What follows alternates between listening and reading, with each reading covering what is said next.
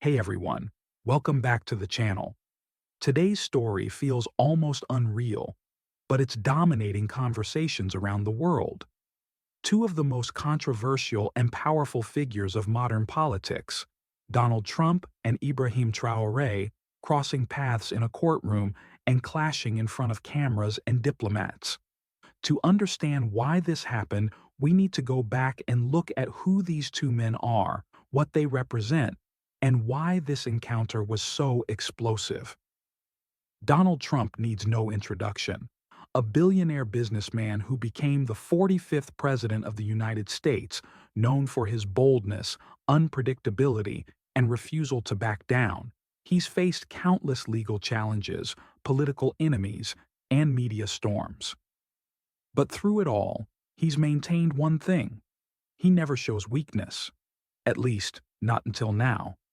On the other hand, there's Ibrahim Traoré, one of the youngest leaders in the world, a 36-year-old soldier from Burkina Faso who took control of his country through a military uprising, promising to free Africa from Western control and exploitation. To many Africans, Traoré is a hero, a symbol of freedom, pride, and resistance. But to Western powers, he's seen as a threat, someone who's disrupting decades of political influence and control.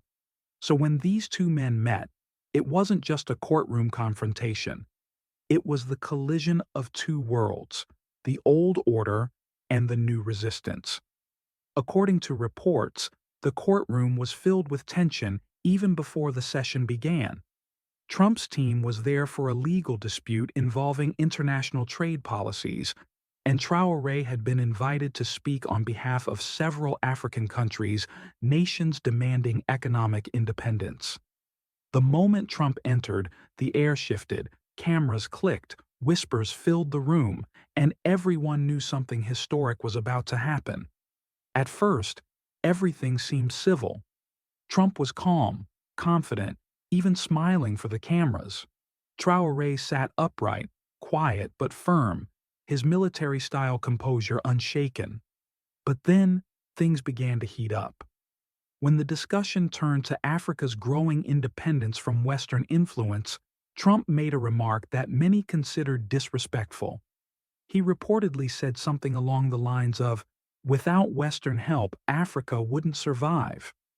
The words hit the room like a thunderclap. Traoré slowly stood up, looked Trump in the eye, and said in a steady voice, "Africa has survived for thousands of years before your empires ever existed." The crowd murmured. The tension was thick enough to cut with a knife. Trump didn't like that. He leaned forward and raised his voice, saying, "You should show some respect. We built the world you're living in."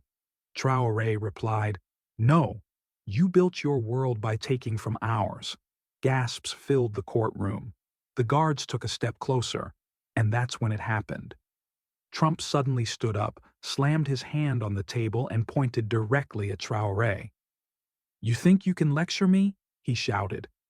Then, in a shocking moment, he reached out and struck Traoré's arm. For a few seconds, everyone froze. Cameras flashing, guards moving in, chaos breaking out. But what came next stunned the entire room. Traoré didn't react. He didn't raise his voice. He didn't move. He simply looked at Trump and said softly, "You just hit the spirit of Africa." The silence that followed was heavy. Trump's hand dropped to his side.